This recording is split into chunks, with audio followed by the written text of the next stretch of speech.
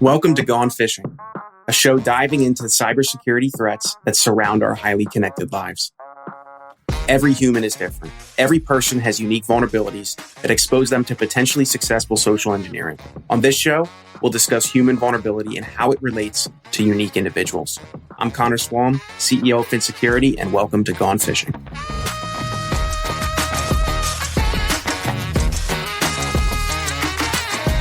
Hey everyone, welcome back to another episode of Gone Phishing. I'm your host, Connor, CEO at Phin, and I am joined, I don't think we've had you on the podcast before, but I've definitely talked with you a bunch. The Senior Community Manager at ScalePad, Andrea. Andrea, how are you? I'm doing good. Thank you for having me. Super excited to be on the podcast. I'm a part of the elite squad now. The elite squad, yes. The chosen few. The chosen ones, for sure. So today we're talking about the network effect, driving engagement with your partners. But before we do that, can you just explain a little bit about yourself, maybe your history in the MSP community, and what you do on a daily basis? What is a senior community manager? Well, that could be taken many ways, but so hi everyone. I'm Andrea Ayala. Now I'm the Senior Community Manager at ScalePad, and we just launched a new community platform in this past December, which allows for our partners to submit new product ideas and engage with each other and be more informed in a non-sales way to kind of help each other out. Been in the channel now, the MSP industry for close to a little over 9 years now. Started out at Datto, just like from the ground up, and learned a lot and had very great mentors who just helped me learn a little bit more about this space and what it means. And here I am today. So that's a fast, quick version of how I got here. So what does a senior community manager do? Other than you can't say manage the community platform I won't say that. That you just released. A question within a question.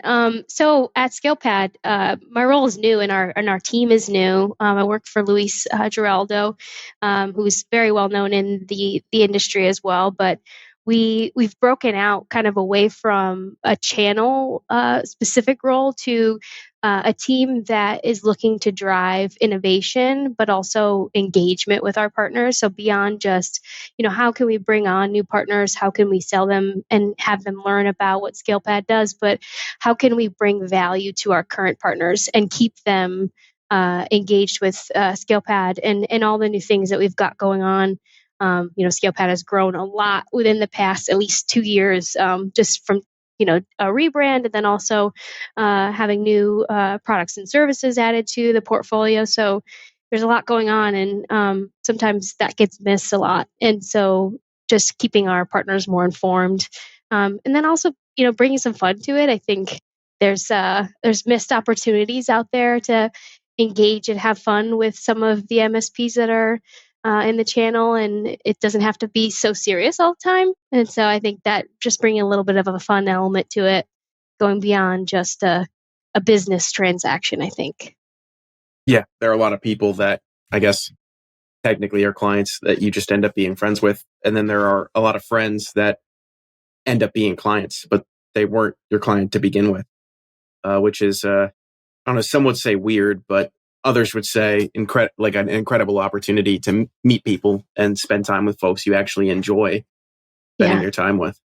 Yeah. And I think there's a little level of trust there that, you go to a spot and you go to a company, and these MSPs who you've known from other companies, they follow you there and they trust that, you're at a good spot and they listen to you. And so that's also kind of great too, is to continue to have and build on relationships that you've created. Yeah.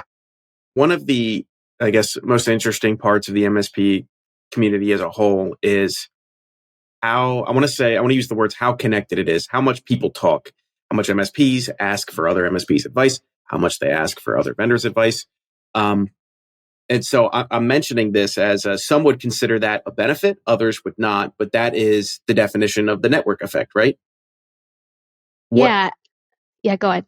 I was going to say, what is the network effect in your mind? How do you apply it to community? Yeah, I think, I was really excited to talk about this because it could mean a bunch of different things, but it's specifically, like how engaged your partners are, your clients are with your product, with your service. It increases your value of your business. And so if they're more willing to participate in the community, or they're, you're growing your partner base, and they're continuing to show up every day into your platform and use it to its best capabilities, your value of your company will only grow. And so I think one of the things that a lot of companies struggle with is keeping your users, your clients, your partners, keeping them engaged in your platform, and using your services to the best of your abilities. So there's customer success folks that manage that. There's channel reps who travel out on the road and get like feedback. But it's really, I think it really boils down to like a user experience from point A to point B of your customers come into your platform, or they're just engaging with you from a client perspective, from the beginning point where you're trying to sell them, to how are you now continuing to keep them. And that whole journey is one that I think gets missed a lot. Of, okay, you have them now, how do you keep them? How do we not make them churn?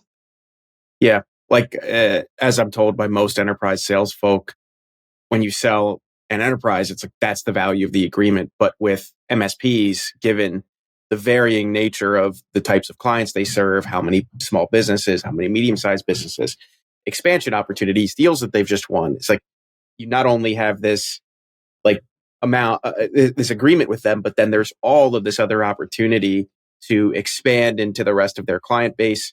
And if you have, in my experience, it really just gets down to like if the employees at that MSP like you, and they'll pick up your phone call because you're not trying to like beat them over the head with a new sale every single time. You're genuinely invested in their success and trying to help them get something done. It's like you'll end up having an incredibly easy time working with the rest of their client base that you may not have been initially aware of.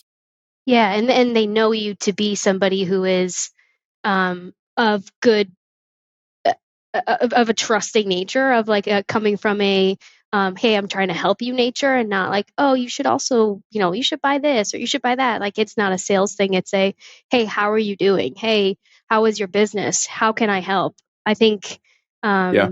you know the people that run the organization, the people that speak to clients every day, those are the most important assets, because they are the ones who can make or break a deal and can keep customers on your platform. And I think ScalePad does a really great job at highlighting that and letting their clients and their partners know that our people are one of our greatest assets. And I feel like Phin Security does as well too. I think your people are fantastic, and you hire because you know that they're good humans, and that they'll go out and represent your company to the best of their ability. Yeah, you're absolutely right. I was on a podcast, somebody else's podcast, where I talked about our hiring practices and how they're not really standard. And it all gets down to I've been at conferences, I've been in meetings, whatever. I've met people where it's like, I don't know if I trust that if nobody else were in this room, you'd be representing the type of person I want at Phin or should be at Phin. And then there are other times where it's like, you are the exact person that I want working here. So it's like, it always cuts in both directions. And what I tell everyone when I see them at conferences is like, you never know who your next employment opportunity is coming from, who your next boss is going to be, who your next coworker is going to be. You got to be very, have fun and be yourself and be true and authentic to who you are. But, make sure you're representing yourself in the way you'd actually like to be represented. Yeah. Yeah. And, I think I've had the opportunity, just from being in the space and working with vendors, to meet other owners of businesses, and like yourself. And you really just never know. But it could be forced, and it could be authentic, the conversations that you have sometimes, and you can always feel that. Like, as I can personally always feel when someone's really being authentically themselves, and having a conversation with me as a person, and not a another vendor, another client, another they're really trying to have a conversation with me. They're Yeah, invested. absolutely. Well, what are some of the challenges? So, all of the opportunity that comes with the network effect is basically, hey, if you're generally a good company filled with good people trying to do good things, people will recommend that you'll have people reach out to you, you'll have people buy from you. I was talking with Kyle Spooner a few episodes ago, and he told stories of how he recommends his MSP friends go look at vendors that he doesn't even work with. Like, he's like, I just know they're good people, and if you're talking about X product, you should also include them in your, in your search for where you're going. But Mm. what are some of the challenges of the network effect? Yeah, so two can come to mind right now. I think when we were building the community platform, a lot of uh, our staff and some others were like, well, what if they say something bad about us? What if, other partners see that? And that's the challenge with Reddit, right? Is there's no faces to names. It's just people on Reddit being trolls. But sometimes saying the truth, right? There's things that sometimes you need to fix, that maybe someone doesn't feel comfortable announcing out loud with their face, right? So that's always a challenge. Is you can get negative feedback and that might sway someone, but I look at negative feedback and you know it not just being negative feedback, but someone's opinion, as there's always truth in it, and that it's better to own up to something, where you may have misstepped or you may have made a wrong decision, and say, no, I made this wrong decision. Like, this is our company made this wrong decision and we're trying to fix it. And here's how we're fixing it, bringing solutions to a problem rather than trying to hide that stuff. Because the more you hide it, the worse it's going to be for you, right?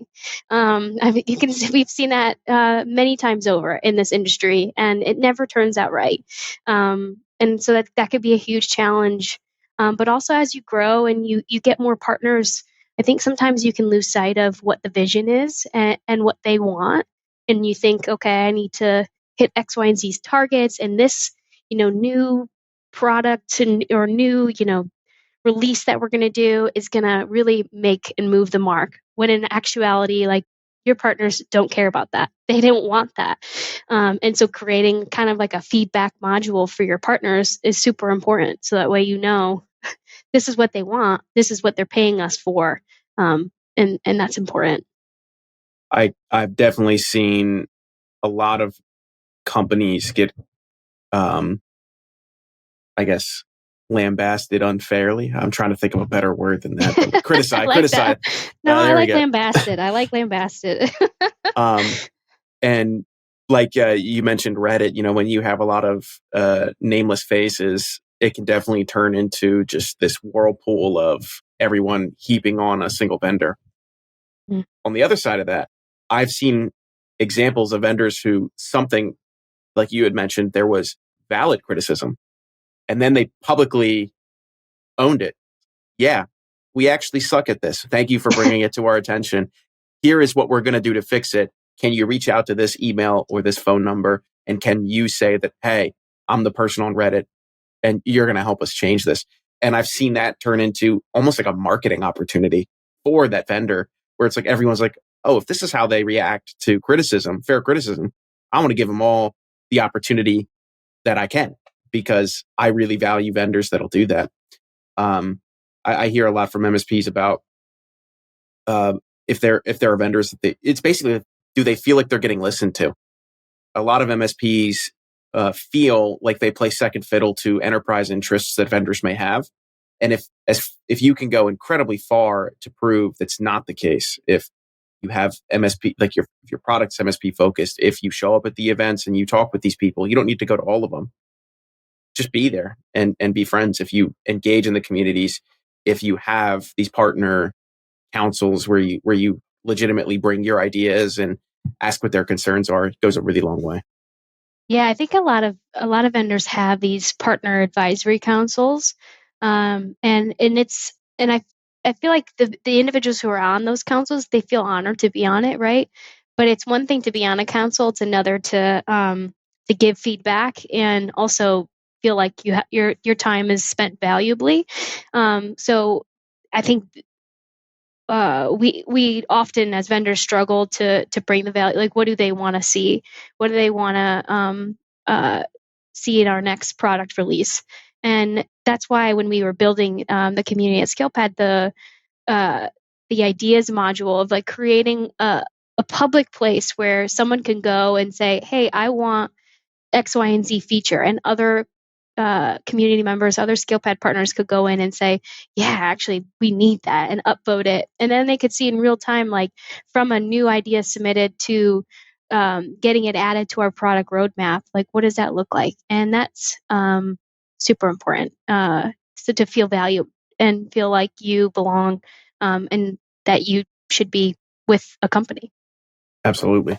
If there's anyone who wants to continue this conversation with you or with ScalePad, how would you suggest they reach out? So we have a community at scalepad.com email address that you can totally reach out to. You can also look for me on LinkedIn and message me there. I'm more than willing to keep having a conversation about this or about other stuff. I have a wide variety of of likes and opinions that sometimes I keep to myself, but sometimes I don't. So. Awesome.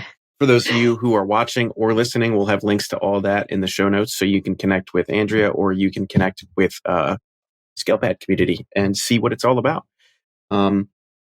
Is there any last words of advice to an MSP or to a vendor listening who wants to figure out what this community thing's all about?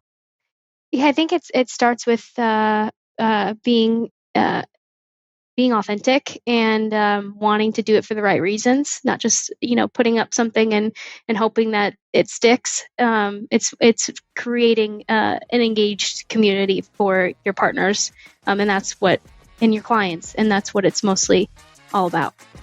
Awesome. Well, thanks for joining me today. It was a blast having you. Thank you so much. Anytime. For those of you listening, we'll see you on the next episode, but thank you for joining in on this one. Bye.